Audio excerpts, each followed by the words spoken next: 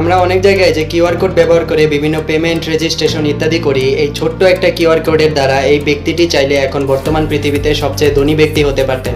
লোকটির নাম ছিল মাসাহিরো হারা, যিনি একজন জাপানিজ ইঞ্জিনিয়ার, কাজ করতেন টয়োটার সাপ্লায়ার কোম্পানিতে, যেখানে একটি গাড়ির পার্টস ট্র্যাক করতে কর্মীদের 10টি আলাদা আলাদা বারকোড স্ক্যান করতে হতো। কাজটা বেশ জটিল এবং সময় সাপেক্ষ ছিল, কিন্তু একদিন দুপুরের খাবার বিরতিতে গো নামের একটি স্ট্র্যাটেজিক গেম খেলছিলেন, যে খেলায় ছোট ছোট কালো ও সাদা দাগ একটি প্যাটার্নে থাকতো। ব্যাস, ওনার মাথায় আসলো বারকোডগুলোকেও এক লাইনে না রেখে বিভিন্ন শেপে রাখা যায়।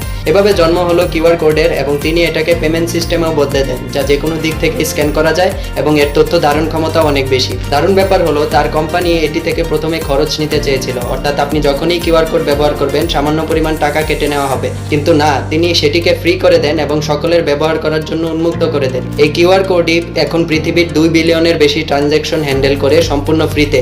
মাসাহিরো মনে করেন, কেউ যদি পৃথিবীতে ভালো পরিবর্তন আনতে চায় তাহলে তার আইডিয়াটা সকলের কাছে শেয়ার এবং সহজলভ্য করা উচিত।